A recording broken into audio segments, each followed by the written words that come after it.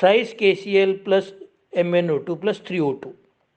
या ठिकाणी MnO2ला काय म्हटलेलं आहे? कॅटॅलिस्ट म्हटलेलं आहे. हा कॅटॅलिस्ट काय करतो? स्वतः त्या प्रक्रियेत भाग घेत नाही, परंतु त्याचं अस्तित्व असतं.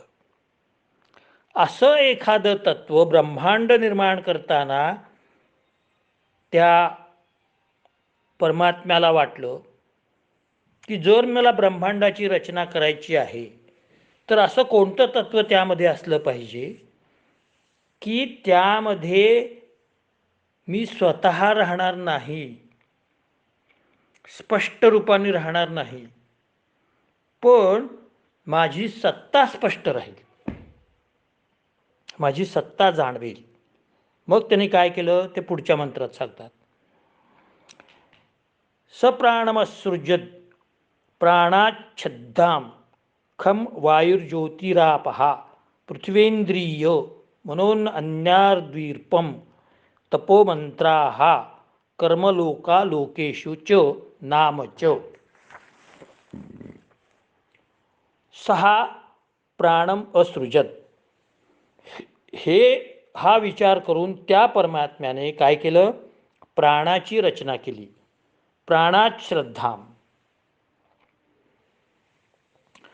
प्राणानंतर श्रद्धेची उत्पत्ती केली. खम वायु ज्योति आपहा पृथ्वी. त्यानंतर पृथ्वी आप तेज वायू आकाश या पंचमहाभूतांना उत्पन्न केलं. मनहा इंद्रियम. मन आणि इंद्रिय समुदाय यांची उत्पत्ती केली. अन्नम आहार. अन्नात वीर्यम. आहारामध्ये शक्ती निर्माण केली. तप मंत्र. हा तप आणि मंत्र निर्माण केलं. कर्म च लोकाहा च लोकेषु नाम. मग नाना प्रकारची कर्म निर्माण केली आणि त्याच्या कर्माचं फळसुद्धा निर्माण केलं की जे वेगवेगळ्या लोकांना देता येईल. अशा क्रमाने त्यांनी या ब्रह्मांडाची निर्मिती केलेली आहे. आता हे थोडंसं समजायला कठीण वाटतं, पण अजिबात कठीण नाही आहे. आपण बघूया, ह्याचा खुलासा केल्यावर आपल्या लक्षात येईल. परब्रह्म परमेश्वराने सर्वात प्रथम प्राणरूप सर्वात्मा असलेल्या हिरण्यगर्भाला निर्माण केलं. हिरण्यगर्भ म्हणजेच प्राण. मग या प्राणाला निर्माण करण्यासाठी शुभकर्माला प्रवृत्त करणारी श्रद्धा निर्माण केली. बघा, यामध्ये श्रद्धेची व्याख्या दिलेली आहे. Definition of shraddha. Faith. What is faith? शुभकर्माला प्रवृत्त करण्याची जी मानसिकता असते त्याला श्रद्धा म्हणतात. किती सोप्या शब्दात श्रद्धा या मोठ्या शब्दाची व्याख्या दिलेली आहे. आणि मग ही श्रद्धा निर्माण केल्यानंतर पंचमहाभूताची सृष्टी निर्माण केली. पंचमहाभूतानंतर मन, बुद्धी, चित्त आणि अहंकार या चारींना मिळून अंतःकरणाची रचना केली. आपण जे अंतःकरण म्हणतो ते थोडंसं ह्याच्याशी साम्य धरतं की मन, बुद्धी, चित्त आणि अहंकार या चारी गोष्टी आपल्या अंतःकरणामध्ये असतात. त्यानंतर पंचज्ञानेंद्रिय आणि पंचकर्मेंद्रियाची उत्पत्ती केलेली आहे. बरं, हे सगळं केलं, पण मनुष्याचं पोषण कसं करणार म्हणून त्यांनी नंतर आहाराची उत्पत्ती केली. आहारापासून बलाची उत्पत्ती केली. तप, मंत्र, कर्म यांची उत्पत्ती केली. पण हे सगळं झालं, पण 16 कलांचं काय? या 16 कलांनी ब्रह्मांडाची उत्पत्ती केली. आता 16 कला कोणत्या त्या आपण बघूया. पंचज्ञानेंद्रिय 5, पंचकर्मेंद्रिय 5, 5 आणि 5 10 झाले.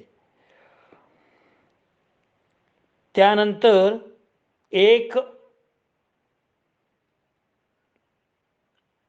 पंचमहाभूत 5 असे 15 झाले आणि एक अंतःकरण असे 16. परत एकदा सांगतो, 16 कला कुठल्या आहेत? पंचमहाभूत पृथ्वी आप तेज वायू आकाश, पंचज्ञानेंद्रिय श्रोत्रम चक्षुस्पर्शनम च रसनम घ्राणमेव च, बऱ्याचदा गेलेलं आहे आपल्याला, आणि पंचकर्मेंद्रिय ही सुद्धा आपल्याला माहिती आहेत. तर हे 15 झाली आणि प्लस एक अंतःकरण मिळून 16. मग या अंतःकरणात काय काय समाविष्ट आहे? मन, बुद्धी, चित्त, अहंकार या सगळ्याचं मिळून एक अंतःकरण. अशा या 16 कलाचं ब्रह्मांड निर्माण झालेलं आहे.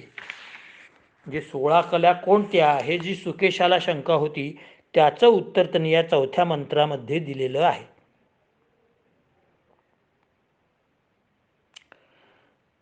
स यथेमा नद्यः संद्यमानाः समुद्रायणः समुद्रं प्राप्यास्तं गच्छन्ति भेद्योत्यो तासां नामरूपे समुद्र इत्येवं प्रोच्यते. एवमेस्या परिदृष्टिमा षोडशकलायाः पुरुषायणः पुरुषं प्राप्यास्तं गच्छन्ति भिद्येते चासां नामरूपे पुरुष इत्येवं प्रोच्यते. स एषो कलो मृतो भवति तदेष श्लोकः. ऐकायला अवघड वाटतोय पण समजायला सोपं आहे.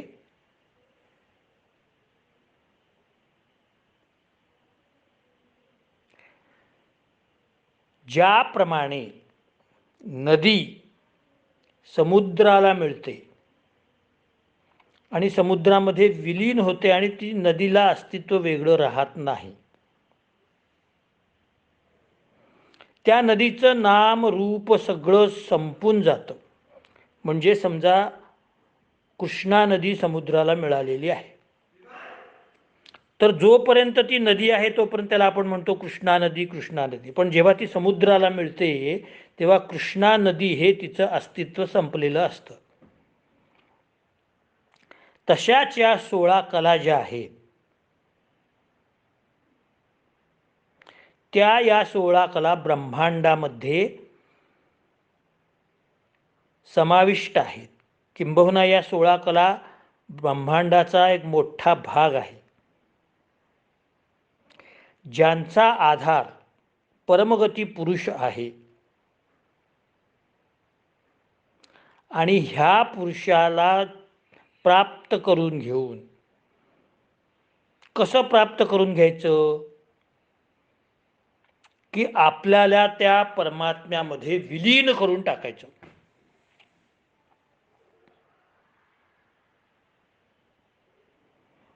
आपल्याला परमात्म्यामध्ये एकदा विलीन करून टाकलं की आपलं अस्तित्व राहत नाही. म्हणून त्यांनी नदीचं उदाहरण दिलेलं आहे. नद्या समुद्रायां संद्यमानः समुद्रम, ज्याप्रमाणे नदी समुद्राला प्राप्त करून अस्तम गच्छती त्याच्यामध्ये विलीन होते, तासाम नामरूपे भिद्येते तिचं नावरूप नष्ट होतं, समुद्र इति एवं प्रोच्यते त्याला फक्त समुद्रच म्हणतात, एवं एव अस्य परिदृष्टी. म्हणून सगळीकडं परमेश्वराला पाहणारा 16 कला हा पुरुषाचा आधार आहे. पुरुषायणा हा पुरुषं प्राप्य ह्या परमपुरुषाला प्राप्त करून घेऊन अस्तम गच्छन्ती मनुष्य विलीन होऊन जातो, च आसाम नामरूपे तो नावरूपासकाट नष्ट होतो, भिद्यते पुरुषः इति एवं म्हणून पुरुष या नावानी त्याचा उच्चार केला जातो. म्हणून या 16 कला परमात्म्यामध्ये विलीन कराव्यात. हे त्यांनी उत्तर सांगितलेलं आहे. परत एकदा आपण ह्याचा सविस्तर आढावा घेऊया. ह्या 16 कला कुणामध्ये आहेत? आपल्या शरीरामध्ये आहेत. पंचज्ञानेंद्रिय आहे, पंचकर्मेंद्रिय आहे. हे संपूर्ण शरीर पंचमहाभूतापासून निर्माण झालेलं आहे, म्हणजे पंचभूत तत्व आपल्या शरीरामध्ये आहे. आयुर्वेदाने सुद्धा हे वारंवार सांगितलेलं आहे. किंबहुना आयुर्वेदाचा प्रमुख सिद्धांत, बेसिक प्रिन्सिपल ऑफ आयुर्वेद हा आहे की हे शरीरम नाम पंचमहाभूतात्मक पंच समयोगवाही. शरीरम नाम चेतनाधिष्ठानभूत पंचमहाभूत विकार समुदायात्मकम समयोगवाही.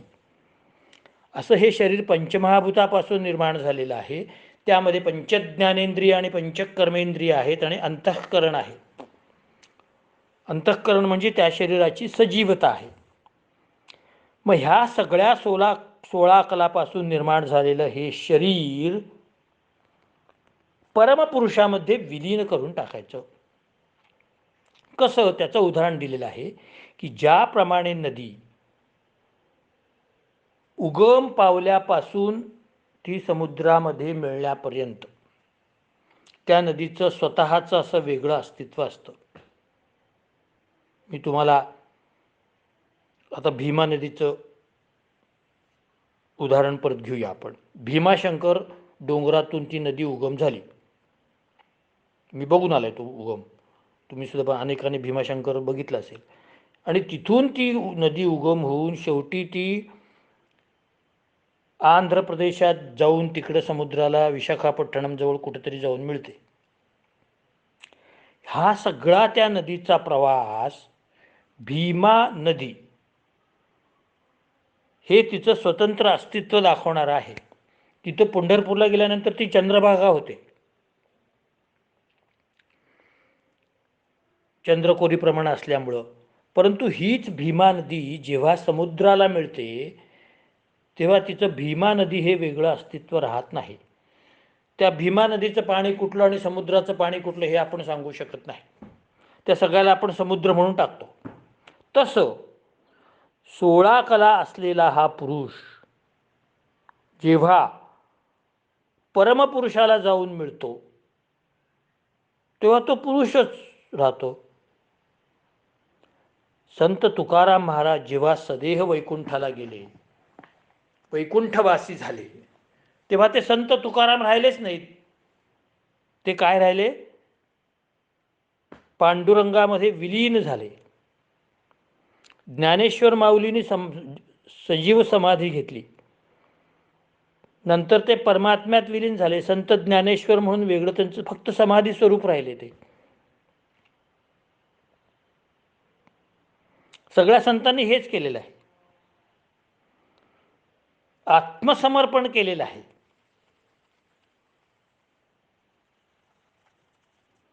हे या 16 कलांचं वैशिष्ट्य आहे.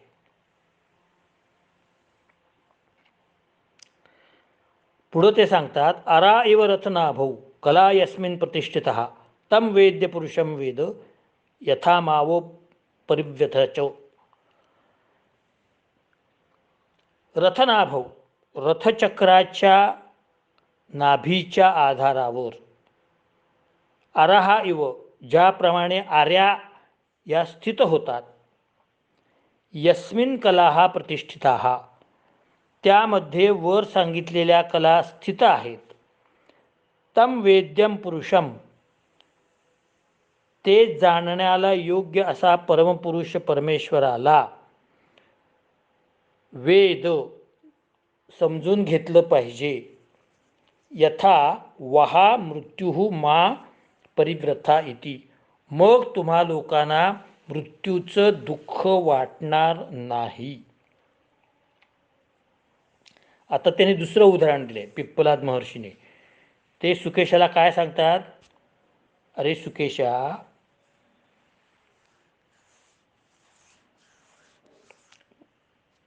जन्म मृत्यू रहित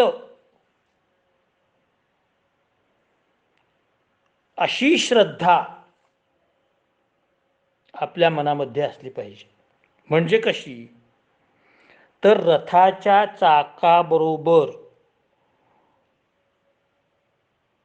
जी मध्ये गोल अशी नाभी असते, गोल गट्टू असतो, गोल रथाच्या मध्यभागी एक गोल काहीतरी गट्टूसारखं असतं, त्याला रथाची नाभी म्हटलेलं आहे. त्या आधारावर त्या आर्या फिरत असतात.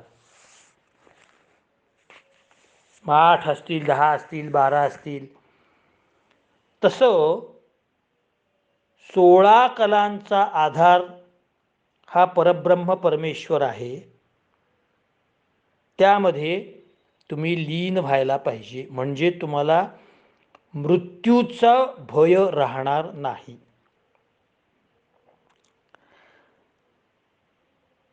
त्या आऱ्या काय असतात, त्या मधल्या नाभीवरती अवलंबून असतात, त्याच्यावरती झोपून दिलेलं असतं त्याने. त्यामुळे त्यांना कुठलंही भय नसतं स्वतः तुटायचं. जशी नाभी फिरेल तसे त्या फिरतात. तसं तुम्ही भगवंताच्या अधीन राहून संसारातलं दुःख विसरू शकता. मला मृत्यू येणार आहे, मग तो कसा येईल, मग हार्ट अटॅकने येईल का, मला कोरोना होईल का, अमुक होईल का, मला दम लागेल का, ॲक्सिडेंटमध्ये मी मरीन, कशाला विचार करतोस बाबा तू. तू परमेश्वराच्या अधीन हो ना. तो कसा द्यायचा तो देतोय की, तुझं काम आहे का ते. तू फक्त परमेश्वराचं चिंतन कर. मृत्यू येणारच, पण त्या मृत्यूचं दुःख वाटणार नाही, लक्षात घ्या, फार महत्वाचं आहे. आयुष्यामध्ये संकट येणार, मृत्यू येणार, पण त्या संकटांचं दुःख जाणवणार नाही, त्या मृत्यूची चिंता वाटणार नाही. जो मनुष्य भगवंताच्या अधीन राहत नाही त्याला ही चिंता सतत असते. मला काय दुःख होईल, मला काय होईल, मला किती पैसे मिळतील, मला पोरांना किती मार्क पडतील, माझं घर कसं होईल, माझं अमुक कसं होईल, माझा एवढंच झालेला रोग कसा बरा होईल, ही चिंता सतत सतत असते. पण जो मनुष्य चिंताविहीन असतो त्याला कसलंच भय नसतं.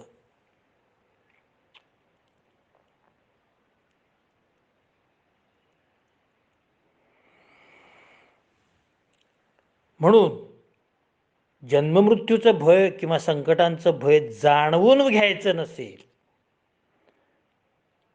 तर त्या परब्रह्माचं चिंतन करा.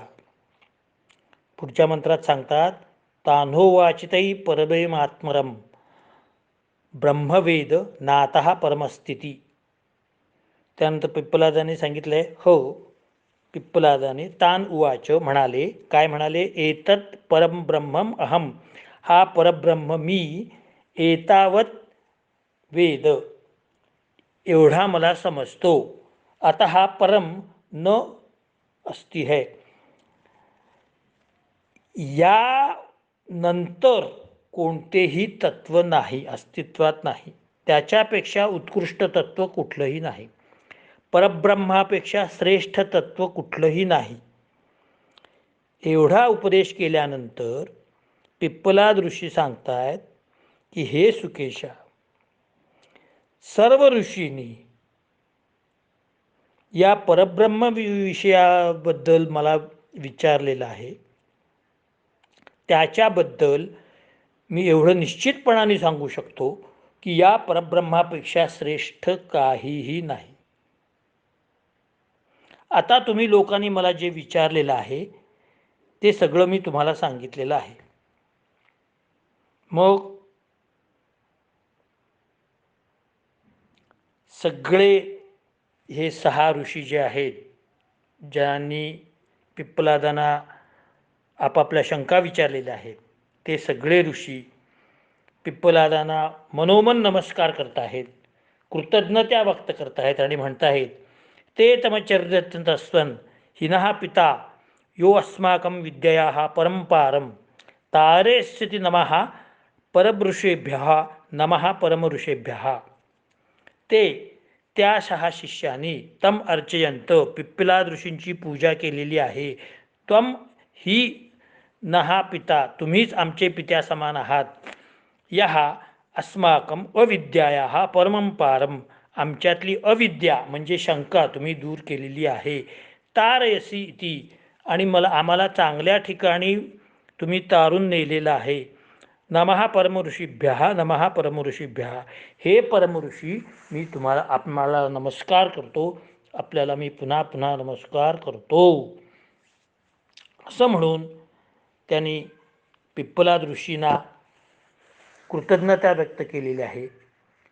अशा रीतीने एकंदर या प्रश्नोपनिषदामध्ये 6 वेगवेगळ्या ऋषींनी पिप्पलाद नावाच्या अत्यंत ज्ञानी ऋषी आपापले प्रश्न विचारलेले आहेत आणि शेवटी त्यांनी त्याबद्दल कृतज्ञता व्यक्त केलेली आहे. आता हे कोणकोणते ऋषी होते हे परत एकदा फक्त आपण बघूया.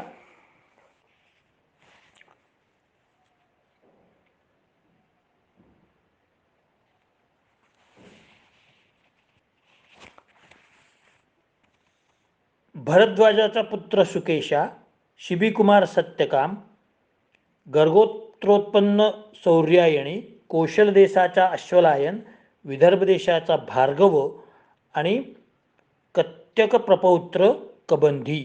म्हणजे सुकेशा, सत्यकाम, सौर्यायणी, अश्वलायन, भार्गव आणि कबंधी या 6 शिष्यांनी आपापल्या शंका पिप्पलाद ऋषींना विचारलेल्या आहेत आणि या ठिकाणी त्यांना त्यांच्या शंकांचं समाधान केलेलं आहे. सगळा हा परमब्रह्मतत्वाचाच विषय आहे,